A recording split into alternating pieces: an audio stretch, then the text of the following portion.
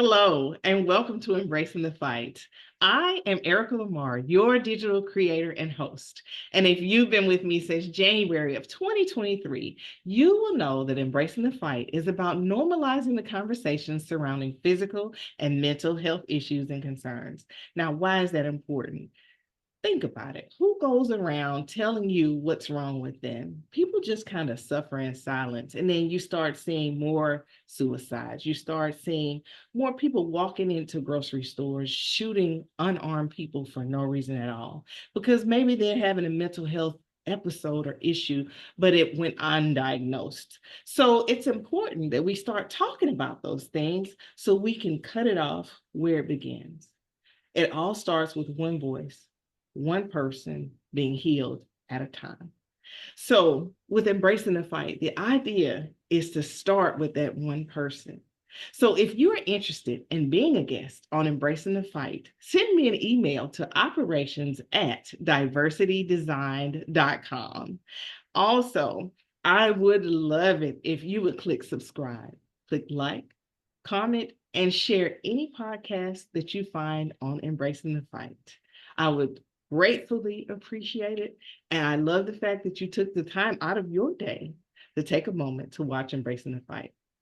Now that I have gotten all the business out of the way, you will see that I have a very beautiful lady on the screen with me today. And I'm going to allow her this moment now to tell you who she is first. And then after she tells you who she is, she's going to tell you how we became connected. But this is episode 88, Behind the Mask. All right. So who are you? Hey, it's so nice to be here, and thanks for having me. My name's Amy Taylor, and I'm a lot of things. I'm a sister and an aunt and a dog mom, and I've had a hyphenated career like a lot of people. I started in biotech after undergrad, was pretty mediocre at it, also didn't like it, pivoted, did an MBA, worked in oil for many years, took a very small technology / oil company public, ended that job, had at the time, while I was working in oil, became very serious about flying airplanes as a hobby. Okay. Turns out, if you want to fly bigger, faster stuff, that gets ludicrously expensive. So because I couldn't afford it, I decided to do it for a living. Basically get somebody else to foot the bill so that I could learn to fly bigger, faster stuff. So then I did that. Starting in the Great Recession of 2008, 9, 10, I got my instructor in commercial and multi-engine instrument tickets and became a flight instructor. I then flew cargo, and I still do that. I still teach flying. I live on the East Coast now, where I went to school and started my careers on the West Coast. And I'm really enjoying New York. And then the last thing I did, and that started when I was 14 years old, and it's always been part-time, is I've done a lot of modeling. But I was never successful enough to make that a full-time career, but it's always been something kind of in my back pocket that I'll shoot a couple of times a month or something if a magazine or a product calls. And even I'm almost 40, I'll be 48 next month, and they still call. It's amazing, but there's a whole genre of, like, they call it gray modeling, and they still want our faces and on products. And so I'm going to keep doing that as long as they keep calling. Wow. Okay. So now everybody knows why I'm saying behind the mask. Because when people look at you, they see a beautiful woman, but I bet they could never imagine that you've been through so many different stages, in your life. But before we go into that, how did we get connected? So my assistant contacted you. I like to do broadcasting because of the last part of my very hyphenated, twisty-turny career is that I am a veteran of the sex work industry. It's in its sunset. It got very quickly very boring. I just had a handful of rich boyfriends over the years, as sometimes good-looking women do who have no money, which I was good-looking and broke when I was young. So yeah, I dated rich guys. Most of that was fine. Some very bad things did also happen. I think overall, I would not have done it if I had known. I was super young and naive, as you are. I've relatively survived it, I think, but not unscathed. And I don't think it was a great choice. So I'm not here to tell anybody what to do. I'm just here to tell my story about that. So I do some broadcasting because of that sort of interesting part of my life and the others. And my assistant found you. The reason you piqued my interest personally is because of the nature of your show. I think you're so smart and so strong, and yeah, you're pretty, you look good on camera, all that's great. Thank you. But I think that the fact that you want to bring positivity and talk about stories where people embrace the fight, literally, where they've encountered really horrible things sometimes and come out of them and dealt with struggles like you personally have, Right. and navigated them. I think it's really important for people to hear that, because when you're going through it, you got to keep going, right? You can't Right. give up. And there are times in my life that got very dark. And Mhm. if I had given up, I would have missed a lot of beauty that came after. So I'm glad I hung on. I'm glad you hang on. I'm glad your other guests hang on. And so this show caught my interest because of the nature of your subject. Okay, I love it. I love it. I love it. And then just listening to you a moment ago go through the various iterations of your life, you know, first off, people automatically judge people who have gone into sex work for one reason or the other. And I know they're probably sitting there saying, oh, she was highly educated. She went to college. She did this. She did that. What actually caused you to go in that direction? Poverty. So, and it was available to me. I was good looking and rich guys liked me and I was broke. So yes, you're correct. I was educated. I went to a public school. I went to UC Berkeley undergrad. It's Mhm. the cheapest, best education on planet Earth, but it's still not that cheap. You still have to live in the Bay Right. Area of California. It's still expensive. My family was classy, but not rich. My Right. father was a professor. My mother didn't work. So we had, fancy pedigrees, but we did not have money. Mhm. And then my first job in biotech in Northern California after undergrad, I was spending money to work there. The pay was so Wow. low that Mhm. the apartment, which all I had was a studio in a part of Oakland. I was not living large, and I had an old used car, but the gas and the rent was more than I was making. So it was unsustainable. I could not survive. And I had a rich boyfriend at the time. He was fresh out of med school, so he was making a lot of money. He started paying for everything. Kind of happened. I kind of became like a sugar baby sort of naturally as it happens. Well, Mhm. most of human history, women were not given our own money and a man paid for stuff. And that was the track I was obviously heading down toward. He wanted to get married. He was a lot older than me, and I would have been the wife, probably stopped working, and maybe that would have been a better life. Mhm. I torpedoed it all and I went to graduate school in LA. It was, for me, my dreams were, I wanted to be more independent, at least for a while. He was the first and only I dated. I did want to date a couple other people. I didn't plan on dating so many. That, yeah, I didn't really plan on it going totally left turn like it did, Yeah. but I did have financial need. I did have a freedom need. Mhm. And luckily or unluckily, I had heard of it from a sorority sister, kind of put it in the back shelf of my mind. She may Mhm. have overly glamorized it because she was at the very privileged end. Uh-huh. So my first learning of it was very much biased that it was sort of easy, glamorous, wonderful, which is not always the case. Right. But I didn't know that at, Mhm. in my mid 20s. Mhm. So I probably should have just accepted being very poor, married a doctor, let him be in charge financially, and been a wife with kids in the suburbs of Northern California. That's what I should have done. I But then didn't, your testimony would not be as effective if you had done that. it wasn't what I wanted. A lot of women would, and it was great. But I just am not, I wanted more freedom. So I go to LA, I do an MBA because with an undergraduate degree in molecular biology, I'm not qualified to do anything else. And it turns out I hate science and I'm not that good at it. Doing something for a living is pretty different from studying it, It right? is. I should have done an Absolutely. internship in biotech and learned that first. So whatever. Mhm. The undergraduate degree was fine. It was fun to learn, but it was kind of a waste of 4 years because I had to pivot and get another degree because my resume was good for nothing else. So Mhm. I did an MBA, worked in oil, started making my own money. But during my MBA, I was completely broke. He and I broke up. He took back my car. I'm living in LA with negative income. I'm paying for school. And again, what should I have done? Probably drop out and get a job. What did I choose to do? I decided I'd go find another rich boyfriend or two. it's LA. That's pretty common there. Mhm. Uh, and I found the internet. I was like, oh, this is how people that are good looking and younger and have financial need find some guy who's 20 years older. And largely it was just dating. It was pretty boring. The second person I met saw me for 10 years. The third person Wow. saw me for 18 years. So it pretty much just became relationships. It's not at the very high end, it's actually really boring. It's just dating.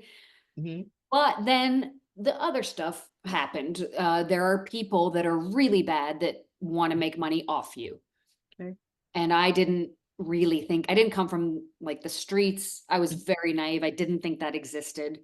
And they did come and start trying to email and call. And I told, a pimp wanted me to sell sex for him. And I said, I'm not selling sex. That's illegal. I'm also not going to give you money because fuck you. Right. Excuse my and that was a bad idea because it turns out those people don't be like being told to go shove it. Mhm. So that person tried to very badly hurt me. I had to put him in prison. Luckily, I'm alive. Thank God for Phoenix, Arizona police. I'd be dead without them. And that that was, the things in life sometimes that we don't know are the things that affect us the most. Mhm. And I'm And grateful that your story didn't end there. thank you. Me too. Because That would have because sucked. once you were able to close the door on that darkness and then save so many others from going that same path, because I'm sure that guy was probably terrorizing lots of Yeah. other women. People I knew. And He was a rapist, convicted of rape in 2006. He was sleeping with lots of colleagues I knew from the internet. And yeah, he was a really bad person. And there's a lot of them. And sex workers die every day at the hands of people like that. Mhm. Uh, so yeah, and I'm glad, and it was awful. My family didn't talk. So he outed me also before he tried to kill me. I didn't, I didn't get to, my family didn't talk to me for over 2 years. Mhm. I lost my job. I lost my boyfriend. I miscarried my unborn son, which, I hope I meet someday. It's between me and God now. Um, and so I was able to get justice. It took me years, and a good college buddy of mine who's the best lawyer I know. He's afraid of nothing. And he's a good friend from school, and he hates what I did. He's like, really? But he didn't want to see me die, and he kicked this guy's butt in court for me. And I mean, I paid. It cost me a lot of money. It was the best money I ever spent. Mhm. And I never collected my judgment that this pimp owes me. It was never about the money. I Mhm. just wanted to not die. And it turns out this pimp was a father with a dog. And I guess he's cleaned up his life now. Victim services tells me what they know about his whereabouts. I know where he is. And Mhm. apparently he's cleaned up his life, which is good for him too. It is. Um, and I don't seek retribution. I just why that kind of evil exists. I think some people think that sex workers are throwaway people. Mhm. I think some people think that maybe women are property. Mhm. I don't know. I mean, so yeah, the sex work thing was definitely a mixed bag. There was some really fun, glamorous stuff. Yeah, Mhm. I'll forever be upset that I can't afford a private jet because yes, they are way better. Okay. I'm I'm glad I've seen it. I Mhm. will never have one, but they are amazing. Oh, look, you may I, have one. you You know, may one day. I don't have it in me. I'm not a boss lady. I just want, at this point in my life, I want peace. I Mhm. want people who get into sex work because of poverty when they're young every single day, which they will continue to, they have for all of human history. I want them to survive it because 99% of them only do it for a little while. Mhm. And they go on to be wives and mothers, husbands, fathers. I want them to survive. That's all. And whether or not you think it's a great industry, I don't think I do.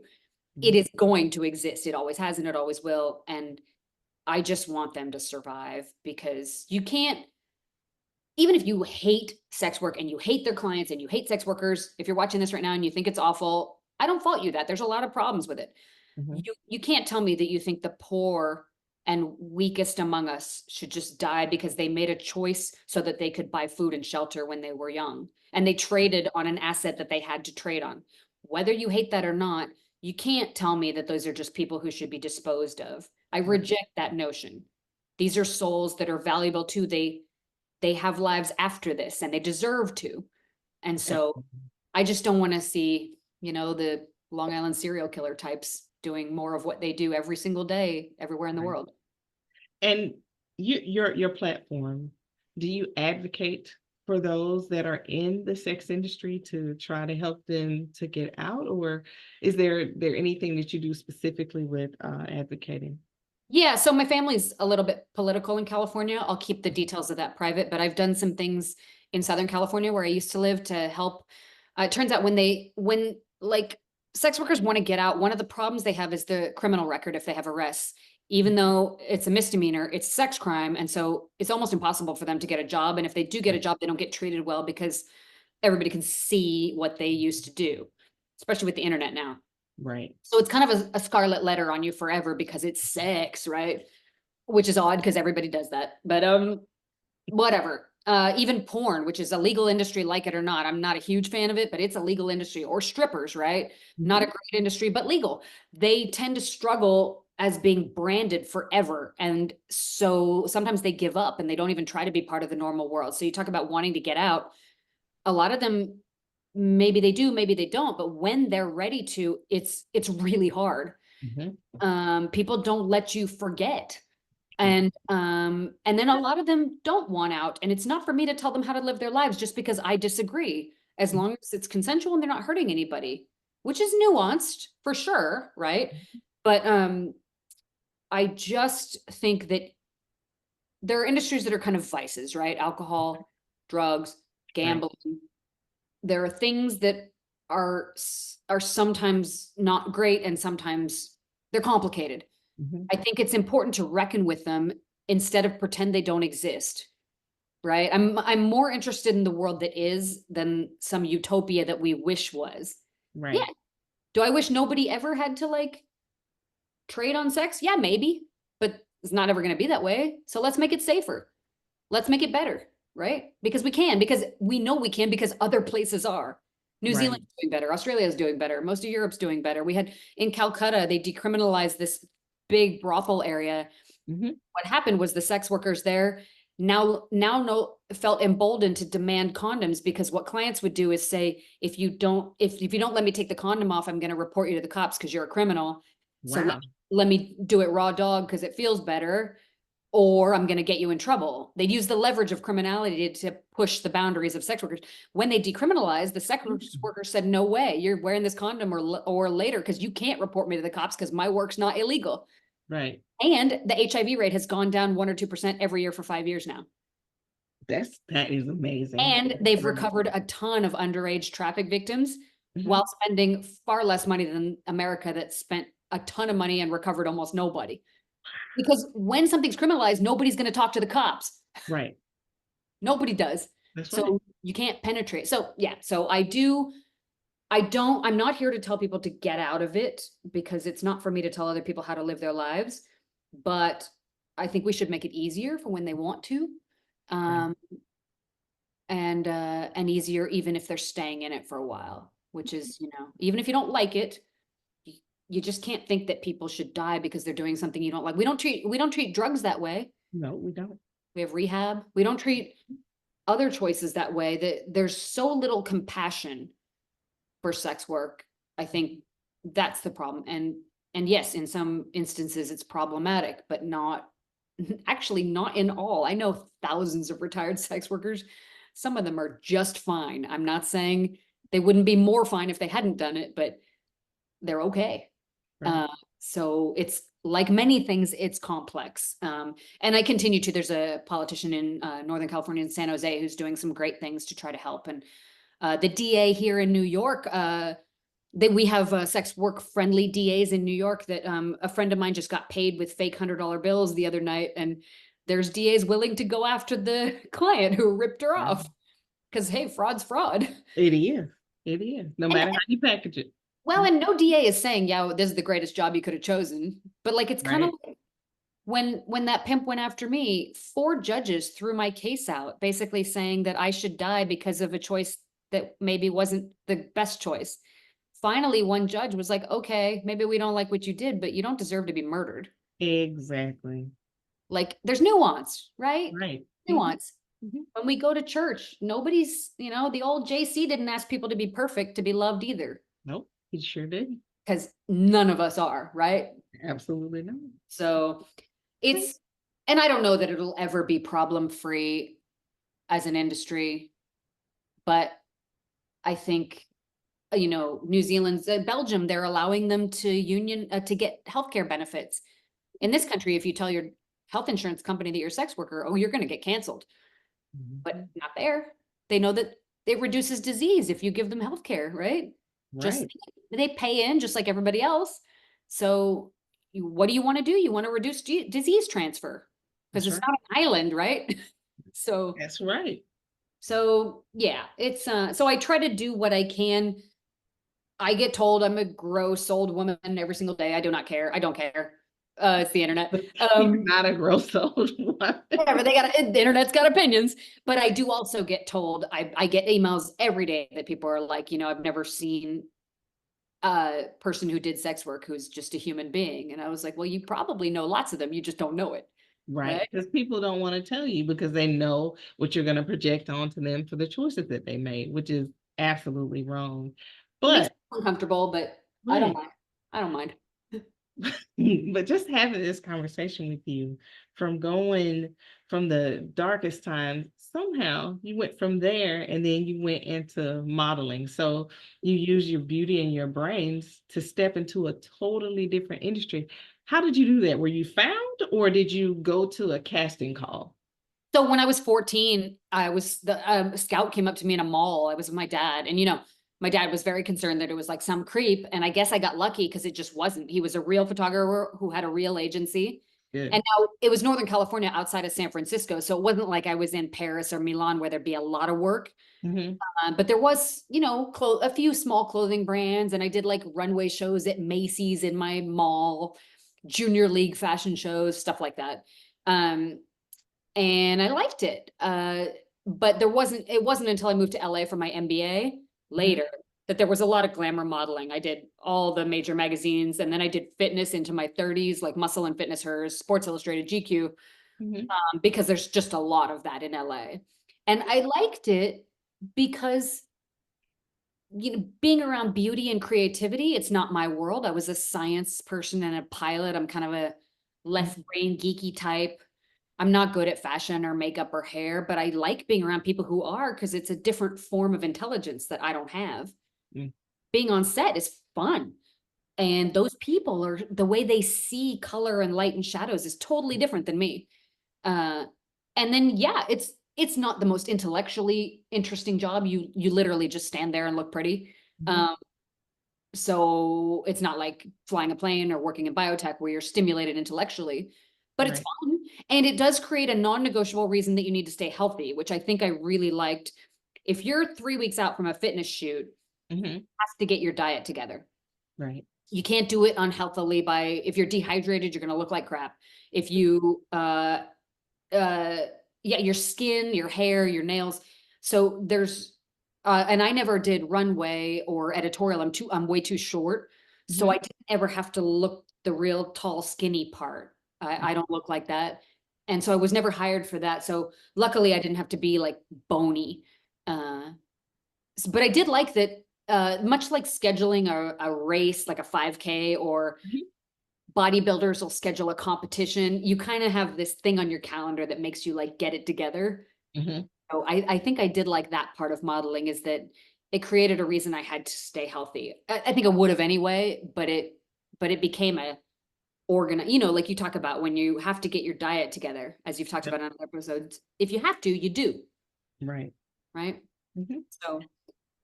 So yeah, I've done it part-time, and I'll do it part-time. I got to shoot next week. I'll do it. I'll do it until they stop calling. I know you were saying something about they look for silver models. I find that very interesting. Yeah, You it's a know, so huge part of the industry now. so how did you actually come upon that? How did you find out about that? Well, yeah, it's a thing. I know many others, and it does transition. Like, okay, like FHM and Playboy and all those, they kind of tend to like you in your 20s or 30s, although there's some women over 40 in Playboy, the token cougary type, but they the fashion world, I think they may have figured out that if you're trying to get people to buy your brands, guess who has all the money? Old people. um, And people want to see, it is partially a fantasy. People do like beauty. They do. That's why makeup sells. That's why we blow dry our hair. Right. But they don't totally want to see somebody that they could never look like, right? It's sort of, Right. you want an idealized version of yourself. Mm-hmm. And it's been really democratized. So yes, there are older women in it, but sadly or not, you probably are getting some Botox and maybe a facelift later. So it's an idealized version. It's a step in the right direction. Mm-hmm. The body shapes are democratized. You're seeing women who are curvier, shorter, taller, different races finally, because they realize the gatekeepers who I think thought that you only had to be 16 years old, Mm-hmm. white, tall, anorexic, blonde. Yeah. They forgot that other people want to see a beautiful version of themselves Mm-hmm. on screen or in the magazine, right? Yeah. Yeah. Nobody wants to see us the way nobody wants to see me the way I woke up looking this morning. Nobody wants that. That's not going to sell. Well, look when I'm Right. walking my Depending dog. on what they're selling. Oh, with this, I'm only a quarter Jewish, but I have what I like to call Jewfro, and no one wants to see that. So, yes, it's still a sculpted version of reality. There's still Photoshop and post-production, lights and makeup and all that. But they are putting older people on because not every old person looking to buy a product wants to see it used on a 19-year-old face that doesn't even need it, Right. right? Right.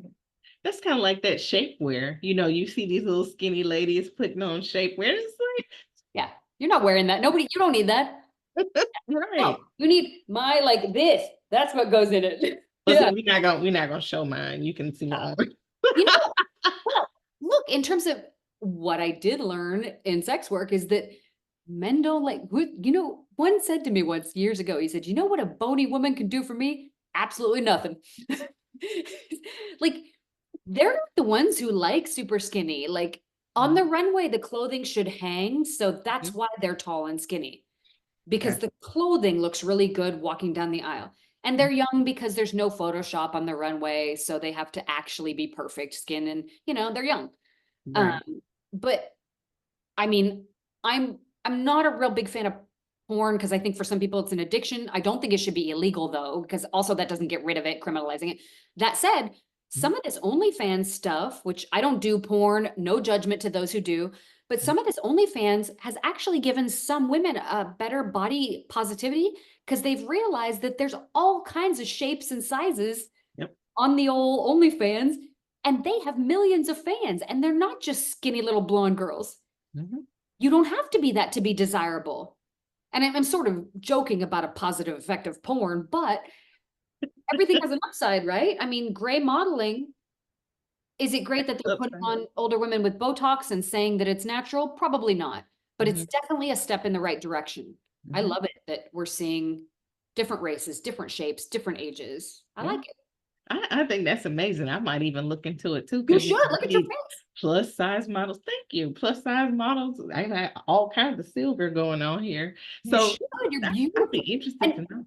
here's the thing. If you Mhm. get, the more you get on the internet and the more, they have like model management, model mayhem, you can get on there and do test shoots and get a portfolio. People will love you and hate you anyway. So you might as well make yourself happy.